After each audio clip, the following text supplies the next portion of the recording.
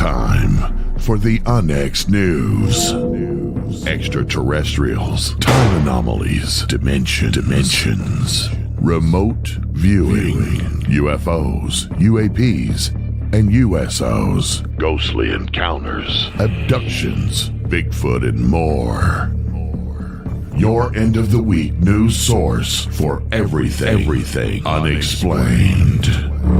Here is your host for the UNX News Podcast, Margie K.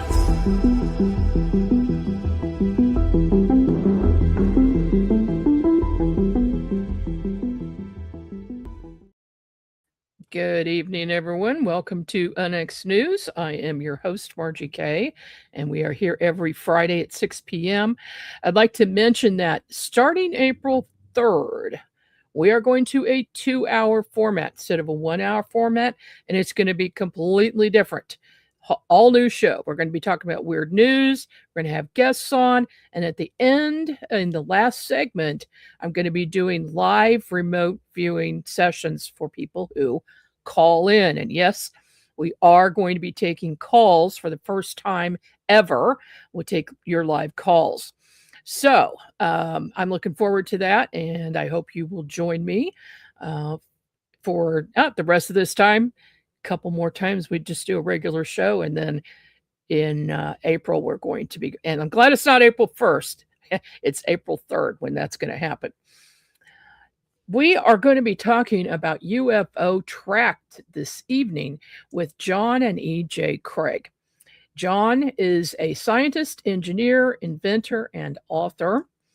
He approaches the UFO phenomenon with the skepticism of a scientist and the curiosity of an experiencer. Having witnessed anomalous activity since childhood, John utilizes his skills in programming, electronics, and data analysis to build the necessary tools to measure the metrics of the unexplained. He is the mastermind behind UFO-Track's real-time alert system and the inventor of both the UFO-Sense detection device and the UFO-CQ CE5 communication unit. And E.J. Craig is a mathematician, publisher, and co-founder. She's the daughter of an aerospace engineer and grew up with her eyes on the stars. As a mathematician, she brings rigorous analytical precision to the project. She focuses on the patterns, the logic of the network, and the ground truth of observational astronomy. She turns raw data into actionable real-time alerts for UFO-Track's member community. Welcome to the program, John and EJ. Thank you, Margie. It's nice to be here. Thanks for having us. Well, I'm so glad you could join me this evening because UFO-Track sounds very interesting, right up my alley, of course, as a UFO investigator.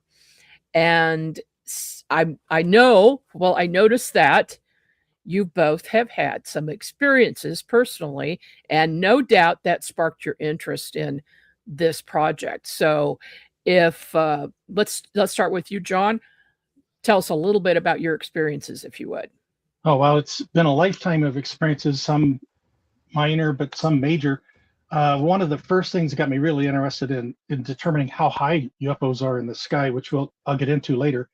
But in about 1969 in high school, 68, I was going to a movie theater with my brother and a friend and in Norfolk, Nebraska.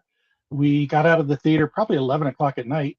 We headed home, but just before we got to the car, we were walking down the alley. We saw what looked like a fireball going across the sky and couldn't figure out what it was, but all of a sudden it made a U-turn just in a fraction of a second and then made another 90-degree turn and faded out. So that freaked us out a lot. Then we got to the car, got home. I think the theater was probably empty at about 11 o'clock. So half an hour drive to the little town where I lived in Carroll, Nebraska at that time.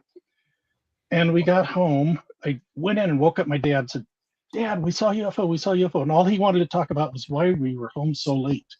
It was like 2 or 3 in the morning. Oh. And for years, I didn't think too much about that. But then over the years, got interested. I joined MUFON 2 or 3 times. It's kind of a long story there too. But one day it hit me that maybe there was something else there. So I went under hypnosis here in Colorado. And I don't know if it's hard to tell from hypnosis what you remember of it, if it was true or not.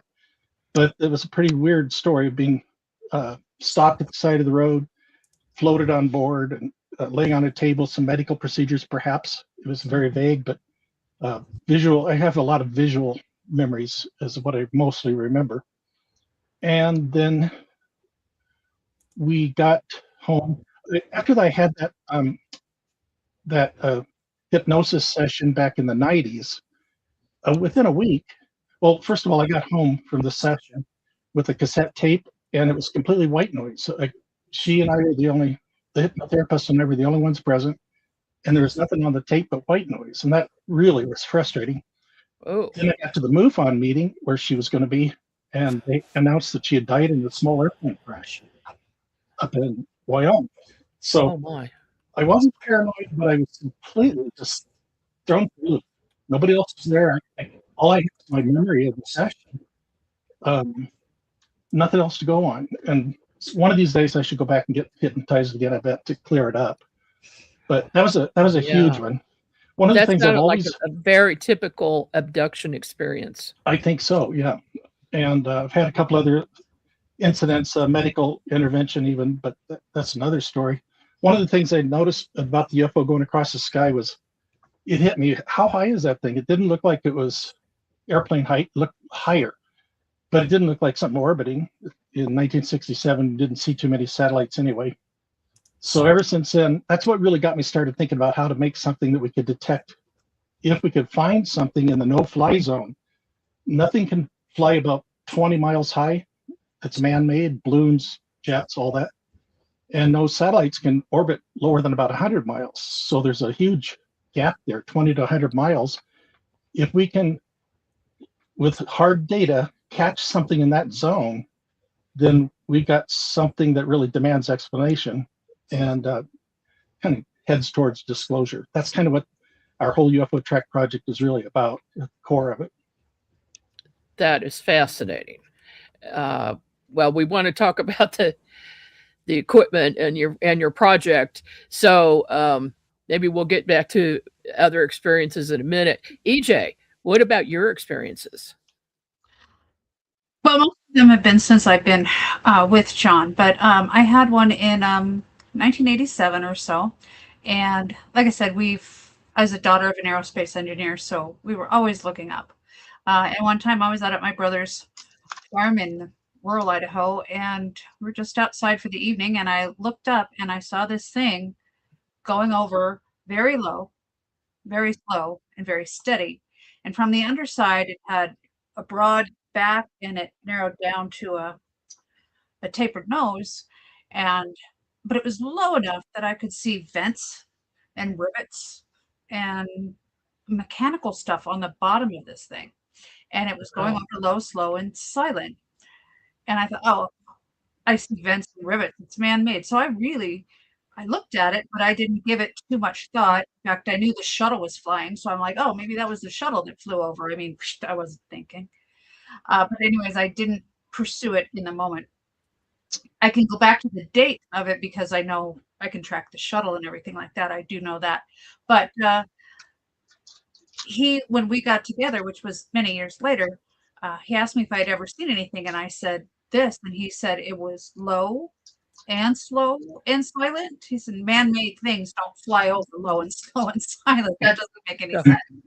And so that started to bug me, and I started to research into that and think about it again, and I drew it and everything, and it was interesting. And then one time we were in Hutchinson, Kansas at the Aerospace Museum there. And I looked up and I had just a shocking moment when I realized that thing that I saw was hanging from the ceiling. And it was probably twice as far away, but it was an SR-71. It was an SR-71. That's what I saw flying over it low and slow and silent. And I could tell you that I could see the vents, and I talked to John about this at length before I'd seen this thing in Hutchinson, that the vents were parallel to the fuselage, and in Hutchinson they were perpendicular. But aside from that, it was the exact same image, and it was probably what I saw was probably twice as high as the ceiling in Hutchinson. That's how low it was. But even seeing a small plane fly over, you can't see vents and rivets and stuff. No, you really need No, something that's low and slow and silent. that is So, very, very close encounter. yeah, and I kind of think it was some secret space program, maybe, or something more like it, or just one of ours retrofitted with exotic technology. But Yeah.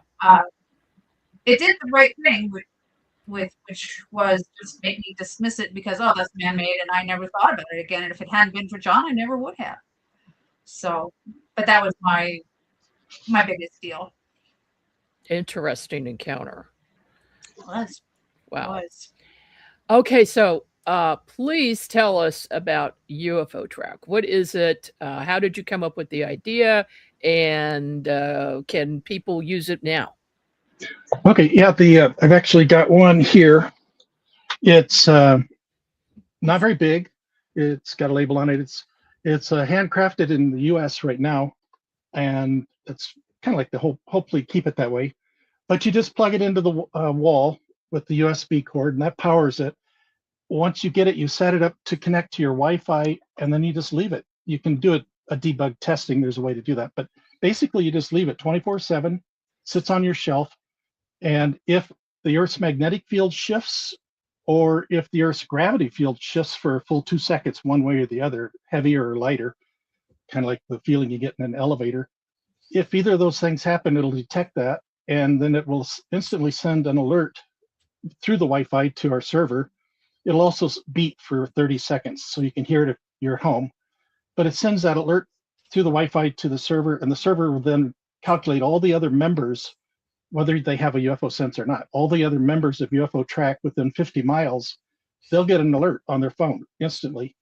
And so even if you're at the store, you own one of these, and you're at the grocery store, you'll get your alert on your phone to let you know that something's going on. The goal is to get people to get outside with their cameras. Everybody's got a camera in their pocket nowadays, and get multi-witness and multi-camera views of something that's happening. That's the real goal. And as we get more and more members, it's getting more and more possible to do that. We have had some good alerts, but haven't had any. I don't think we've had any multi-witness alerts yet. But we've got We haven't had any We've had multi-witness alerts, but we haven't had any multi-witness evidence come in. Yeah. Okay, So but you have had some. You've had some Yes. single people go outside and observe something. Yes. Yes. So there's two ways to report. One is this automated way with the technology through the UFO-Sense device. And then the other way to report is at a website we've got called report.ufotrack.com, which is a very, very brief form that just basically you put in your longitude and latitude based on a map. You just click it and go. Date and time, and then you can say what you saw. Like, is it an orb? Is it a triangle? Is it a saucer shape or whatever? And then what direction it happens to be moving. The people, when they get the alert, will actually get a Google map in their text message that says this is where we saw that, so they can figure out where they are in relation to that and what direction it was moving, and then they know which direction to look, where to point their phone, and hopefully they can get clicks. Now, we haven't had multi-witness thing, but we've had corroborating evidence after alerts. So it's coming and it will happen. So what we're really all about is real-time alerts. All the other organizations, if you think about it, MUFON and the others, they're all about collecting good data and not analyzing it after the fact when there's UFO events. But we're out to get the alerts out so we can get more people and more data and more camera views of the event. So we're how does that they call us the first responders? Yeah.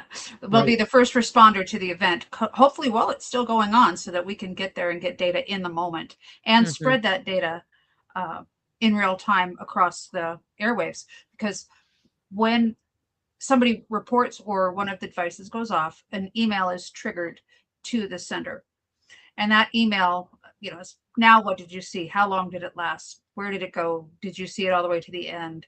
Attach any photo or video that you've got. And because it populates a real-time map, if I actually get a file in this replied email, which people have replied right away, and if I get a attachment in real time, I can post it to the real-time map, and people can, again, in real time, see what was seen. So even if you're across the country, you can see the video or the photo that guy took less than an hour ago, somewhere else in the country. So this real-time alerts, the real-time map, the real-time interaction with the membership, that's been so much fun and very, very interesting. So that's our goal, is to just be as responsive as we can be in real time, give people as much data in the moment as possible. Hopefully they'll collect more data in the moment as at the same time, and we can start analyzing the same event from different locations. And then when we can do that, we can triangulate where it is, and we can find out if it's in that no-fly zone. We can get size and speed and distance and velocity, things that you just can't get from a single person sighting. So you asked that where the idea from UFO-Track came in. We just started bouncing ideas off of each other. What would it take to prove this? And it takes multiple people seeing the same thing, hard evidence, and mathematics and science. That's what it's going to take to prove this. And that's what we've developed UFO-Track around. When did you go live with this project? I think it was November. With this version of it. I actually tried to create this on a cell phone in the past, because the cell phones have the same sensors, the accelerometer and the magnetometer, yes. But it had all kinds of technical issues between iPhone and Android, and they would time out and just all kinds of technical issues. And if there's motion in your pocket, it won't work. You have to have it sitting still. So we finally decided we got to just make a standalone unit that doesn't cost very much. We want to get the price down really good, which we think we have. It's just $100 for the unit plus shipping, and so a lot of people can get them. And it has the same sensors, and it's 24/7. It sits on the shelf and works even if you're not at home. So it's a little silent sentinel. Yeah. Since about November, we've had the units. Yeah, it's been. We started sending out devices in November. So, and since then we've had 49 reports and or detections, and several of them have had photos that came with it, and several of them have had corroborating data, even though it wasn't visual, such as somebody had their device go off and they went outside, they looked up, there was nothing there, but their neighbor's cows were, in their words, screaming, totally agitated set of animals in their proximity. And that disturbance lasted for like 40 minutes based on our device, because it went off, it kept going off, and then it stopped. So back for 40 minutes, the Earth's magnetic field was being shifted. And it agitated animals. If we had not had the device, the guys would have gone, what's wrong with the cows? Who knows? But we didn't realize that those were related events, or that possibly they could be related events. It's very likely that they were, but again, we've got to get a lot more data than we've got to actually prove these things beyond a reasonable. Well, I have to ask, were any of the cows missing or mutilated or injured? Don't think so. They weren't our witnesses' cows, and he did say that he asked them, and he said they didn't know of anything like that. But but they were definitely upset. So something was going on. Yeah. Has anybody been able to get some really good photos of UFOs? We have one that we just put up from Arkansas the other day, on the 17th, middle of the night, of a light in the sky that was just slowly ascending. Just a single point light in the sky. He got a video as long as he could video, because he was on shift and he was on break and he had to go back in. But he sent that in with a report, with the video, and we were able to do an analysis, check the metadata, make sure he wasn't spoofing us. We have some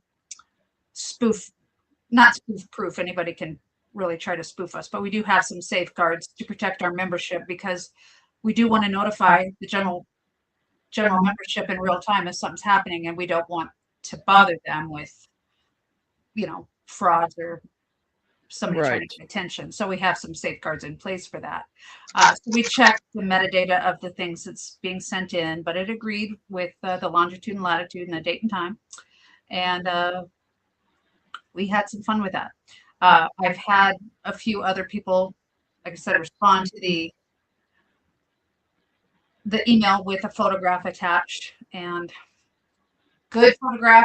Now it was a blurry orb in the sky, but it was what he got in the time, what he got in the moment. But if we could have had 4 or 5 of those people do the same thing, nice. we might have been able to, Mm-hmm. cross-pollinate those photographs and come up with something a little bit more substantial. I've got a strong software background. I've written books for Microsoft and other people, but one of the things I've done is created some tools online, free for anybody to look at and use. It's at tools.ufo-track.com. But one of the tools is the sky data. I get frustrated trying to figure out if Venus is in the sky or not by having to go to Stellarium and all this. So I just created a program with high accuracy that could instantly tell you for a location and time what is in the sky and how bright it was and which direction to look and how many hands up from the horizon, all the standard things. So that's the first thing we checked with this video yesterday was, could it have been Jupiter? Because Jupiter is pretty bright right now. Was visible. Visible, but it's in the wrong direction. We definitely proved it was not Jupiter, and there were no other planets in that area. So that's the kind of tools we got that's fun to work with and try to. We also try to, on a really good sighting, we strongly suggest people go ahead and file with MUFON or get it to the people that can do the really in-depth analysis. We're all about real time, especially. We do some analysis, but we can all work together on this. That's the way we feel. Yeah, it sounds like it. Give me that website one more time.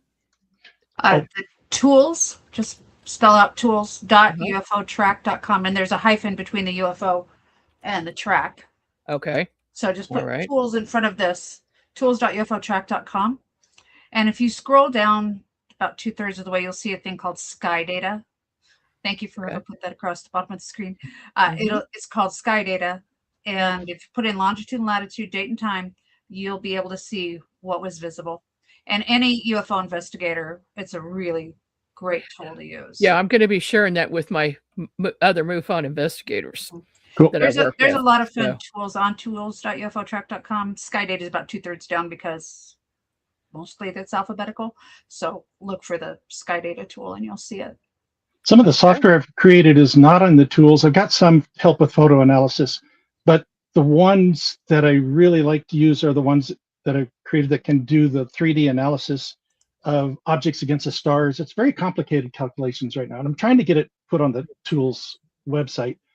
But my main goal, or one of the core goals, if we can get 2 cameras to see something that looks like a satellite, so we can prove it's only 60 miles up, for instance, then it's not a satellite. And even though it might look like one, but, everybody dismisses the light going across the sky as a satellite, and that's fine. Right. You can't go beyond, if it quacks like a duck and walks like a duck, that's it. But if you can, with hardware, prove that it's at 60 miles, then we've got something. So that's one of my major goals here, to get more cameras out so we can get these multi-camera views when we get enough members and enough cameras. And we do sky watches to prove that. We have sky watches where 2 cameras are X number of miles apart, and we know where they are. And when we see something, we can triangulate it. And we've had some interesting, fun results from that as well. Right. Got a question from the chat. How close was the UFO from John and his UFO experience? Oh, going back to the thing in high school. Yeah, that was under hypnosis. What I recall is this thing was right over the car, and I was yelling, "Where is it? Where is it?" And 2 people in the car with me, they said, "Oh, it's over there." And so finally I screeched to a stop at the side of the road, and it was just above and to the left of us, just almost on the road. Maybe it was. And it was late at night, midnight, roughly, best of my memory. But then I remember being floated out of that.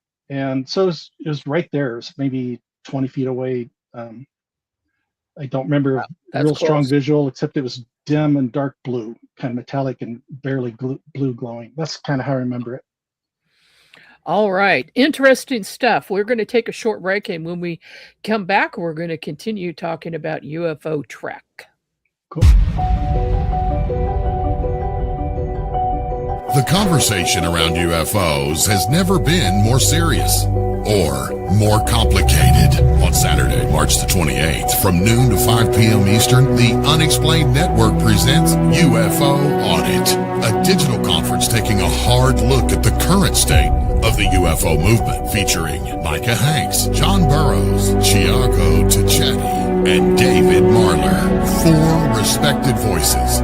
No hype, just real analysis. This is a free virtual event, so come be a part of the discussion and register now at theunexplainednetwork.com. That's theunexplainednetwork.com.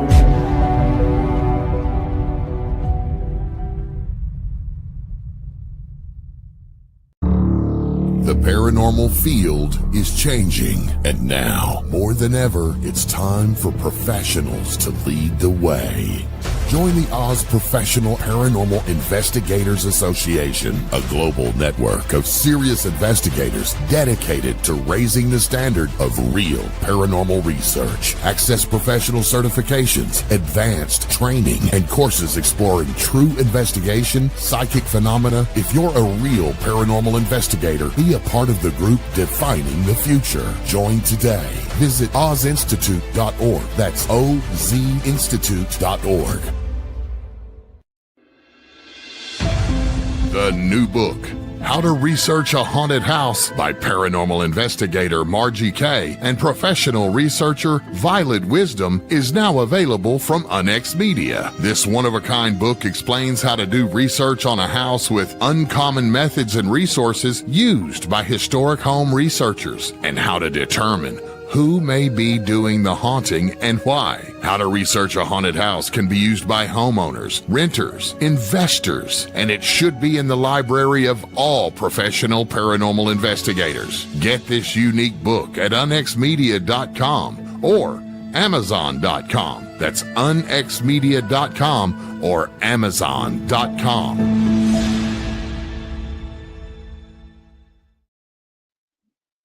And we're back. I'm Margie Kay, and you are listening or watching to Unex News. And this evening, we're talking with John and EJ Craig about UFO-Track. And this is fascinating. How can people get a unit from you or contact you in order to get one of these and participate? Everything that we have, there's a hub. UFO-Track.com is a hub. It'll have the membership. It'll have the 2 equipment pieces there. It will also have our books. It will have a way to connect to the online reporting, like it is going across the bottom. But do everybody bookmark report.ufo-track.com because Okay. if you're going to report in real time, anybody in the world can report. It's just if you're not a member, it won't go out to the membership until I vetted it, just to make sure, again, that people aren't trying to spoof us. But if you're a trusted member through UFO-Track.com and you report, it will go straight out to the membership in real time. People will get that notification.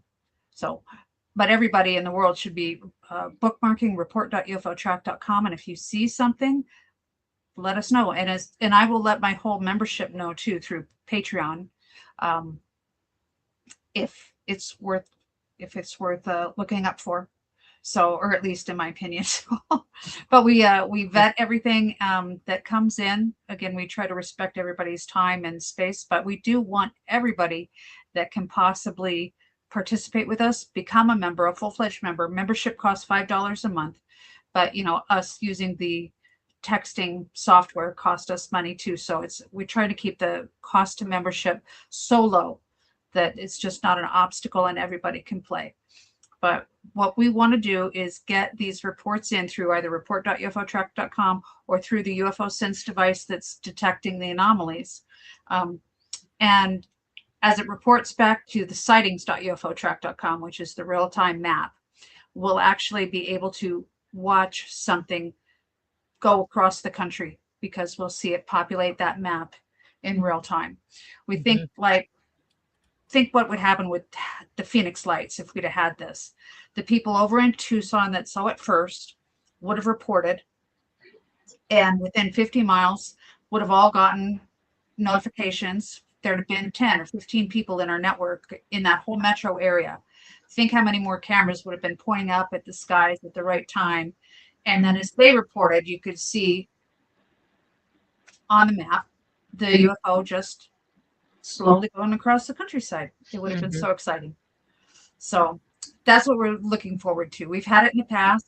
There's been flaps in the past. People need to know that, you know, these UFOs, people can see them, and more than one person can see them. And if we can just get more people out there looking up at the same time, we're going to get definitive evidence. We're going to get the things that nobody can dismiss because there's just so much of it. And that's what UFO-Track is trying to do. You know, one of the things about UFO experiencers, and I am included in this group, when we see something so bizarre that's outside of our normal life, a lot of times we don't even think to get our phone out. And so with this, that would be, you know, an alert that there's something there, and you know, the first thing you're supposed to do is grab your cell phone or a camera. So I think that would help. For the first experiencer, yes, they're shocked and they're like, oh my gosh, what is it? And they're all jittery and everything like that. But if you get a notification that there's something there, no, it's like calling in the fire department. They're like, okay, mobilize, go outside, be prepared. And if you're in that frame of mind, you're going to get a good shot. But for the people that see it and it's at a shocking moment, just remember and practice this. But you can turn your phone on to camera by just hitting the power button twice. I just did that and I went straight to camera. You can turn your camera on your phone without looking at it, without trying to open anything. You can do it and get right there and be right there in real time. But practice those things so it becomes muscle memory. And that'll be good so many places in the world. I need to pull out my phone and do that without taking my eyes off whatever I need to take my eyes off of. Right. So just that's a good tip. Yep. It is practicing seeing something, pulling your phone out fast, and then trying to record it. Practice that so it becomes muscle memory. I'll see a balloon or a bird or something strange, and I know it's probably just something normal, but I'll go ahead and practice by getting my phone out and getting a video of it. I can delete it later, but if I see something and I'm not sure, that's for sure when I want to pull my phone out and get going. So just automatically. And if you see it, even if you didn't take a picture of it, still report it in as close to real time as you can, so that we can alert everybody else out there and they can, like I said, get alerted, be prepared, go out there, be ready. But yeah, no, the membership that get these alerts should be excited, but they should also be prepared. So that's one of the great things. So we're not looking at all these shaky videos and scared people and people saying WTF and everything over everything. Right. Keep your mouth shut while you're watching the UFO. Well, no, not necessarily. Say what you're seeing. Don't just say you can't believe what you're seeing, but say what you're seeing. It's blue. Describe it. Yeah, describe it. And even describe who you're with. You know, John, what do you think of that? You know, or what do you see? You know, tell me what you see. But try to get something meaningful in the audio if you're going to. But it's a good idea to mention color, because the color of what you see with the naked eye may not be the same thing the camera picks up. That's what the camera does, right? We have this issue a lot with cases that we investigate. Now, earlier, you mentioned another piece of equipment. Oh, great. What is that? Tell us about that. Okay, that's if you want to do a CE5 of a little bit more of a nuts and bolts, or can go along with any kind of CE5 experience or event that you want to try. Here it is. It looks very similar, but it works a lot different than the UFO-Sense. Maybe I can see that. There's a label on there. Looks like a little UFO. Yeah, it looks like a UFO. It's battery powered, so you don't have to worry about Wi-Fi. When you're getting out in the field, if it's off when it's this way, and when you turn up, it'll flash and it's on.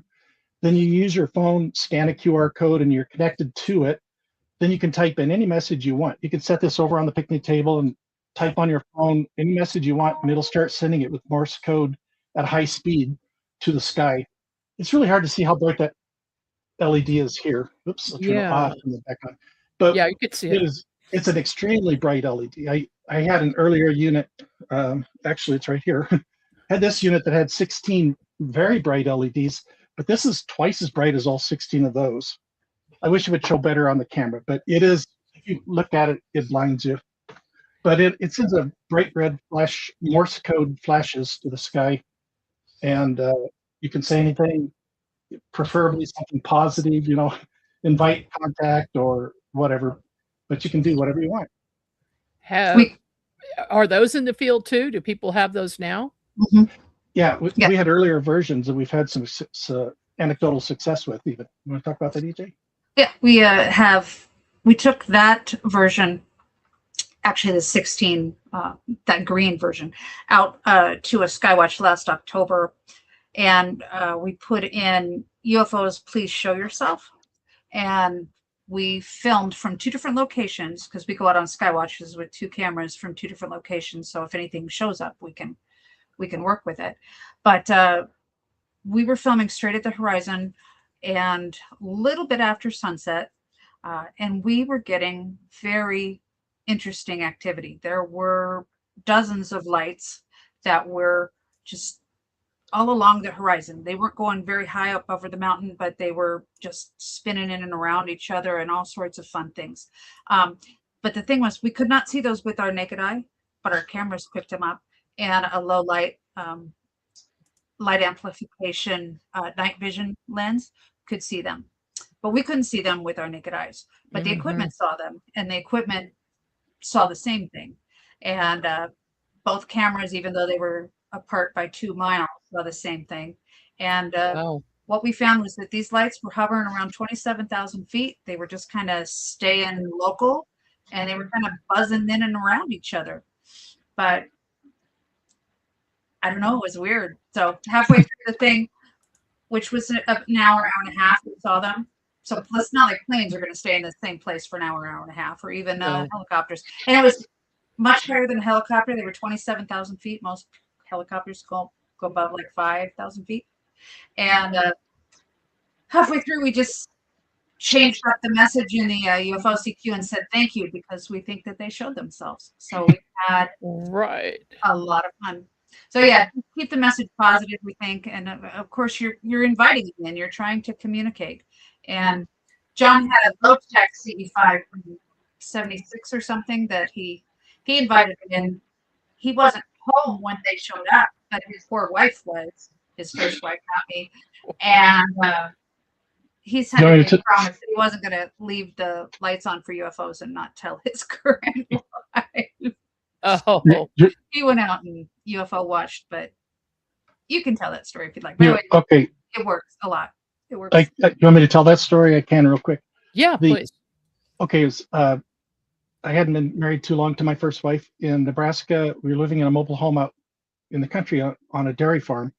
And for several nights in a row, this is Lincoln, Nebraska, they'd seen UFOs on the radio, kept hearing about UFOs several nights in a row. So I had this crazy idea. I was working with some electronics for the railroad, and I had a computer. Well, basically, I could take a message, split it into 2 parts in a way that nobody could combine them unless you were extremely bright or something. I'd sent one out on one way with the radio and another half of the message with a different radio system completely.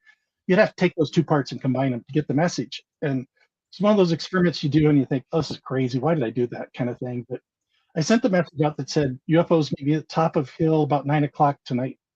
And then I forgot about the experiment. I just let it go. I said, oh, that's crazy. Then later that day, I went out with a friend. We decided to go drive around out in the country that night just to look for UFOs, since they've been seen every night for several nights in a row.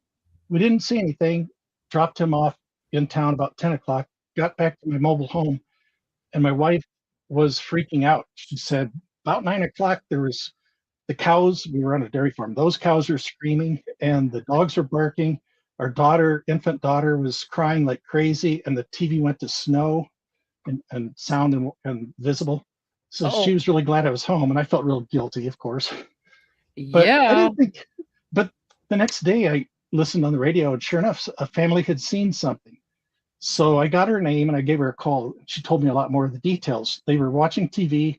they saw a bunch of red blinking lights up on the road at the end of their long driveway. And so they didn't know what it was. Emergency vehicles, maybe. They went out in the yard and watched for several minutes, did just a big mass of blinking red lights, and it suddenly took off and flew away, real suddenly. So I said, wow, where do you live? And she says, well, then I started freaking out. Her house and our house were right on opposite sides of that road. She was looking northwest, right towards our house, my mobile home, right on the other side of the road up there. So it took me years to make the connection. Did I actually call them in that night to my home? And I was out looking for UFOs elsewhere. But yeah, you did.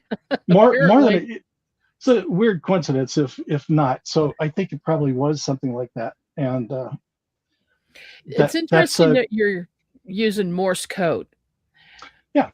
I had a witness here in town. He was an IT expert and, kind of like you. And he built a binary light board after he'd seen some UFOs at his property. And he put it out to communicate with them.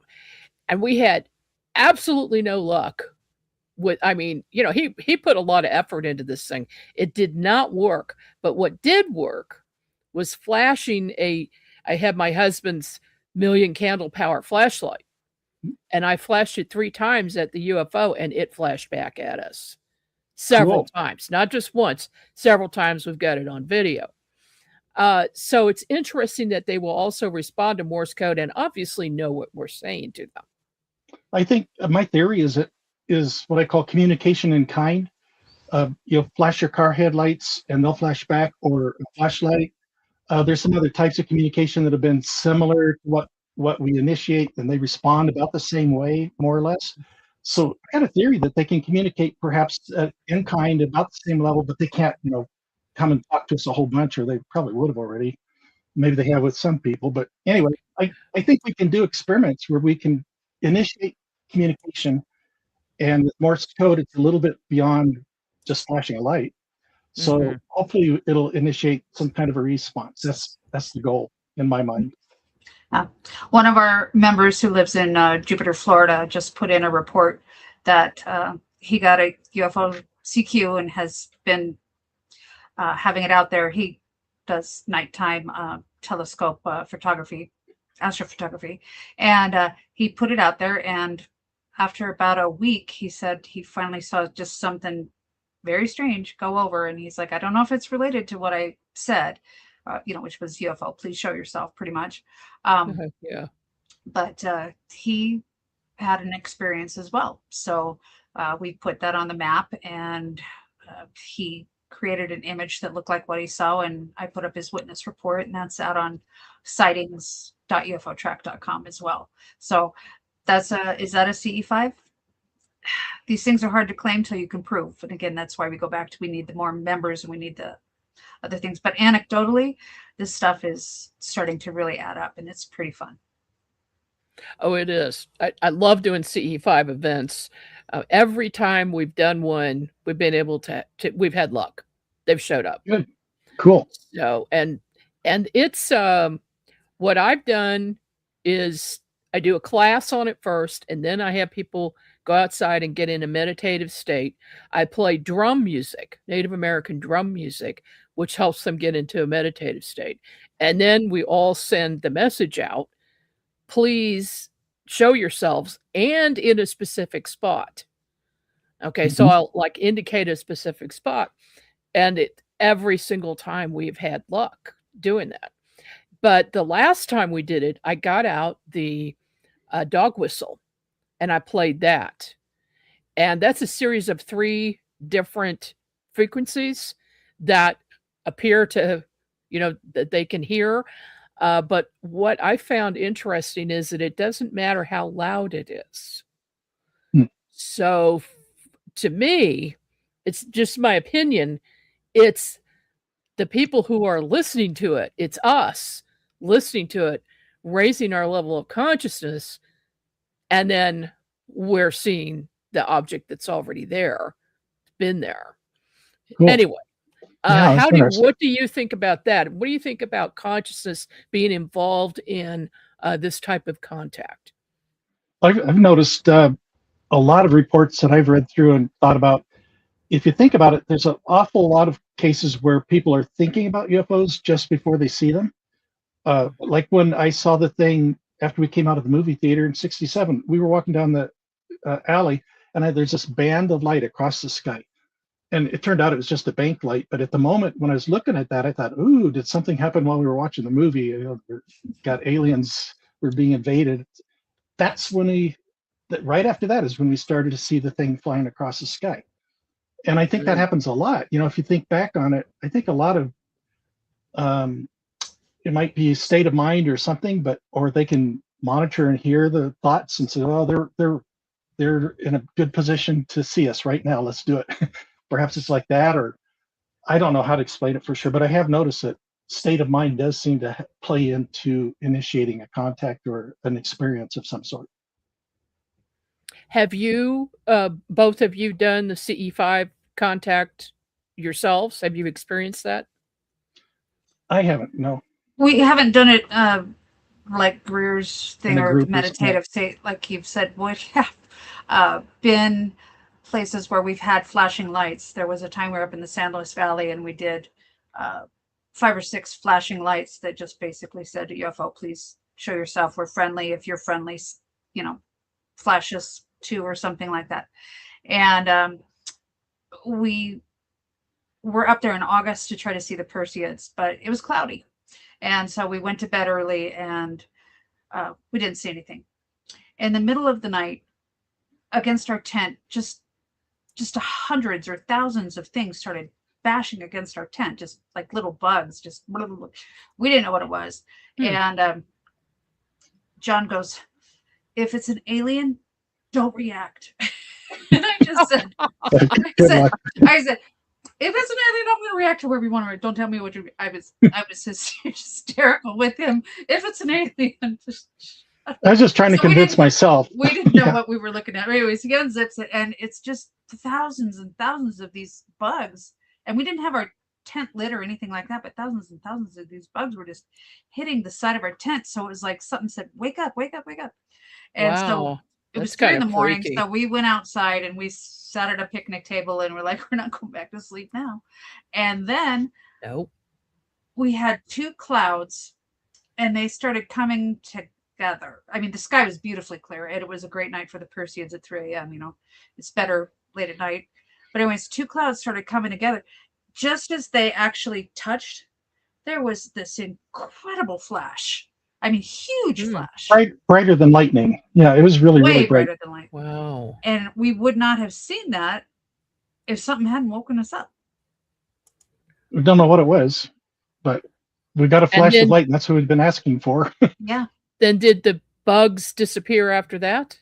Did they quit? Yeah. Can't remember. I don't have any memories of the bugs after that. So probably. There might be more to that. Sometime we gotta check.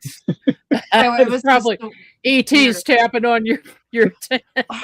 Well, it was just so weird. It was so loud, and it clearly woke us up. And I'm like, well, there's something outside the tent, you know. And it's kind of sounded like something was walking on the tarp or whatever, and the tent was jiggling a little bit. And if it's an extraterrestrial, don't react. And I'm just like, don't tell me how to react.